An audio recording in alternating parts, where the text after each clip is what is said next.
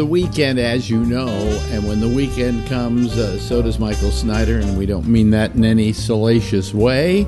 He's out there on the left coast, ready to tell us about the movies this week. Hi, Michael. Well, hi, Alex, and hey, everybody else. Hope all are well. Interesting selection of films to review this weekend, and we should get right down to it. What do you say? Go right ahead. Have at it. Yeah, I'm going to do it. I'm ready. Okay, here we go.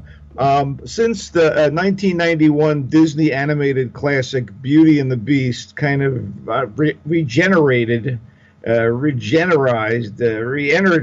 it kind of helped the Mouse House get back on track with probably, I don't know, the most charming, heartwarming, and musically memorable movie since the company's heyday. I mean, Beauty and the Beast knocked it out of the park. When Uncle Walt was still alive, he was overseeing things. He wasn't around for this, and it gave the company the juice it needed. So, I mean, do we really need a live-action remake? This tale as old as time is, of course, about Belle, a brainy, pretty, and noble girl from a French village in the olden days who agrees to give up her freedom to save her father from imprisonment in a horrifying beast's enchanted castle. Thus, Belle, the beauty, moves in with the beast. We know the story. The beast is a self-centered prince who's going to be trapped in beast form forever unless he can change his ways and find someone to look beneath the surface and love him for the better man within. I mean, we didn't need a Broadway musical based on the 1991 hit. And you could ask if Disney really needed to make their film version of de Villeneuve's classic French tale from 1740 when Jean Cocteau, the great French director, made the most beautiful, elegant, and magical live-action movie adapting the story way back in 1946. But, a different Beauty and the Beast or a same Beauty and the Beast for a different generation. The cartoon is still a landmark in cinema history, and a practical, the live action thing from Cocteau, special effects marvel, imaginative and innovative. And even if we didn't need director Bill Condon's new version of the Disney interpretation, it doesn't stop it from being kind of a lovely experience with great songs from Alan Menken, the late Howard Ashman, and even a couple new songs done with Tim Rice. And Emma Watson, the heroine of the Harry Potter films, Hermione, is actually ideal, sweet and lovable as Belle in this live-action version. Dan Stevens, who was best known as the doomed Matthew Crawley on Downton Abbey, and now the doomed David Haller on TV's Legion, is fine as the doomed Beast under makeup and CGI. Luke Evans is perfect as the obnoxious, crude, and macho village war hero Gaston, who intends to make Belle his bride, whether she wants him to or not. Josh Gad is Gaston's worshipful aide, LeFou, whose homoerotic adoration of Gaston has become kind of this silly, reactionary talking point for small-minded idiots. But so what? The enchanted staff at Beast Castle is played by an accomplished all-star group of performers who are only on screen in the flesh for a few minutes, but bring great presence to the computer-animated objects that they embody when the characters are under the spell of the sorceress who beastified their boss. I mean, Condon did the Twilight movies that he did, so I, kind of want to give him a mulligan because Dreamgirls, Mr. Holmes, and Chicago, and Gods and Monsters were terrific. And he does a really good job with this, which is, albeit, product. I mean, Disney would bring movies out of the vault that had been sitting around forever, animated cartoons. They'd bring them to the theaters every, 10 years or so. They remade this one, and I have to tell you, I walked out of there feeling good. I enjoyed it, despite any questions people might have. The characters who play the enchanted staff members include Ewan McGregor, Stanley Tucci, Ian McKellen, Emma Thompson is the teapot that sings Beauty and the Beast. Look, this is good stuff. I mean, you might have quibbles about it because here they are plumbing this yet again, but I thought it was good. And talk about Ewan McGregor and talk about plumbing things again. The long-awaited sequel to Trainspotting, really, we were waiting for it, reunites the actors who starred in the original a drug-fueled 1996 dark comedy done by the great director Danny Boyle. And these characters are returning to Edinburgh, Scotland, the scene of their youthful indiscretions, and we catch up to them after 2 decades. It's crazy, and it works like so well you can't even imagine. McGregor's in this, Robert Carlyle, who American audiences now best know from the TV show Once Upon a Time as Rumpelstiltskin, Ewan Bremner, Johnny Lee Miller, also now on American TV as Sherlock Holmes in Elementary on CBS, Kelly MacDonald, Shirley Henderson, all are back to reprise their roles from the first movie. In some cases, the characters' lives have changed. In others, they're still trapped in the same ruts, facing the same problems, and possibly destined to make the same mistakes again. You might remember that McGregor's character, Mark Renton, was a junkie who tries to clean up and get out of the Edinburgh drug scene to the point of betraying his buddies Spud, Sick Boy, and the ultra-violent Begbie, played by Carlyle. As T2 starts, Mark's living in Amsterdam, where things are still pretty chill, but circumstances bring him back to his hometown, and trouble awaits. I mean, Boyle brought real innovative visual vigor to Trainspotting, and he brings out a few of his signature techniques here again, some of which have become so widely copied in movies and advertising that they're almost cliches. He adds a few more, and none of the tricks seem forced or indulgent because they're in the hands of the master. As in the original film, the pop music soundtrack crackles. We keep waiting for certain needle drops, and Boyle kind of plays with you in that regard, but everyone seems energized by the reunion.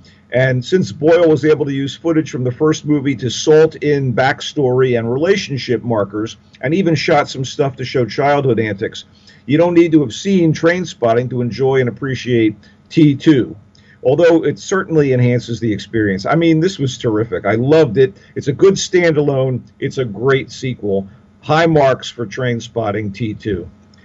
The Belko experiment, not such a successful experiment, if you will. It's a twisted kind of, well, let's imagine Office Space meets Battle Royale in the hands of James Gunn, who wrote and directed Slither and wrote and directed the two Guardians of the Galaxy films. I love his work, and here he delivers a B-movie exploitation mix of horror and slasher movies and satires, and a little satire of corporate life, socio-scientific research gone too far. Essentially, on the outskirts of Bogota, Colombia, an American corporation has taken over a high-rise office building, and one workday the employees show up, and some of the locals are sent home at the gate while all of the U.S. staffers head to their cubicles and posts. Shortly after the workday starts, a voice comes on the intercom and tells these people that they've got to kill one another or be killed. And it's, 80 people trapped in a high-rise and ordered by this unknown voice to kill or be killed. The movie features Tony Goldwyn as the man ostensibly in charge, John C. McGinley as his best friend and second in command, Michael Rooker, who was in the Guardians of the Galaxy films. He plays a kind of a janitor type, and essentially this thing is B-movie fun, violent, gory, maybe, it's brain candy, let's put it that way. And I enjoyed it because of, my predilections toward genre films. Not everybody is going to be as much on board as I was. McGinley, by the way, he's always entertaining. Also on board is John Gallagher as another buddy of the head guy played by Goldwyn. And Gallagher, you might know from The Newsroom, and he's your everyman type in this thing that you kind of root for. So the Belko experiment, not totally successful, fun in a B-movie way, and also it will run beautifully at home. I think it's going to be a really kind of like a favorite for people on streaming and home viewing. Okay, Song to Song is the latest from writer-director Terrence Malick. And it's about 2 or maybe 3 intersecting love triangles set in the music scene in Austin, Texas. And it's got a hell of a cast. It stars Ryan Gosling, Rooney Mara, Michael Fassbender, and Natalie Portman in the primary roles, with appearances by Cate Blanchett, Val Kilmer, Holly Hunter, Iggy Pop, and a bunch of other real-life rock musicians playing themselves. Okay, that's right. On the heels of La La Land, we can see Gosling as a lead character in another music-oriented movie, only this appears to have been made at least a year before La La Land, and it's not a wannabe modern musical, but again, the latest from the controversial Malick, who brought us Badlands, Days of Heaven, The New World, and a handful of more recently critically acclaimed, and in some cases, denigrated movies. His last few features before Song to Song, The Tree of Life, To the Wonder, and Knight of Cups have in some cases been dismissed as pretentious, but visually stunning exercises in self-indulgence. I get the attitude, but that doesn't stop me from being dazzled by and loving Tree of Life and championing his look at the dissolute world of a Hollywood screenwriter, Knight of Cups, which starred Christian Bale. I felt considerably less love for To the Wonder, which combined travelogue and cross-cultural love with Ben Affleck at his most wooden in the male lead. And Song to Song, in Malick's adopted hometown, he's living in Austin these days, it's just a skosh better than To the Wonder, although two of the three most significant roles in the film become a problem because they're fumbled by scattered performances from Gosling and leading lady Rooney Mara.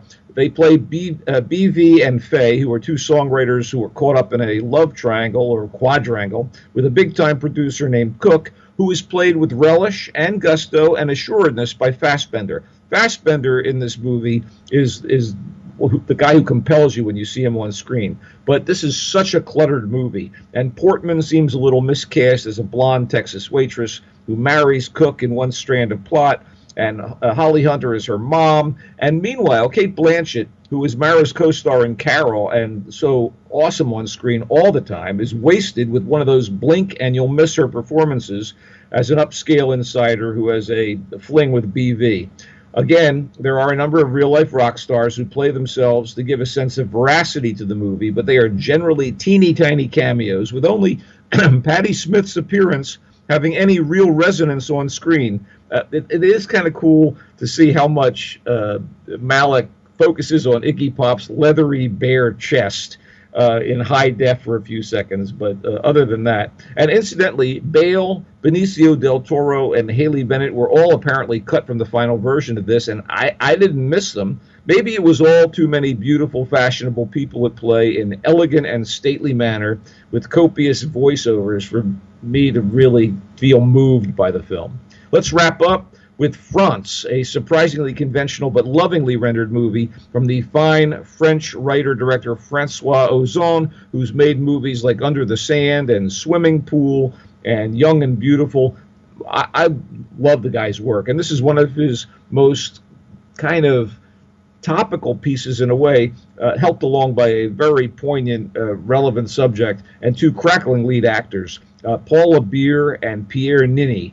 It's a post-World War I drama about the lasting pain and tragedy of that conflict as seen in the still simmering anger and resentment that the losing side, the Germans, felt for their arch-enemies of the victorious side, the French. But they all suffered losses, and the French were brutalized by World War I as well. So it's shortly after the war ended in 1918, and Anna, played by this young actress Paula Beer, is a small-town German girl whose pacifist fiancé, Franz, died at the front.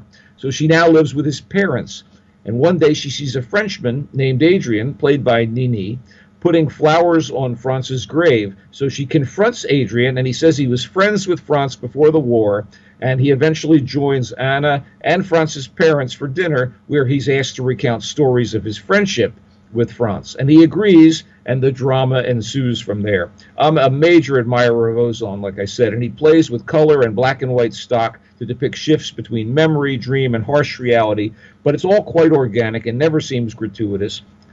He said that the movie was inspired by Ernst Lubitsch's 1932 drama Broken Lullaby, which I've never seen, but that doesn't matter. And I have to say, in her early 20s, Beer is a star on the rise. She's already winning awards. She won the Venice Film Festival Marcello Mastroianni Award for Best Young Actress for this.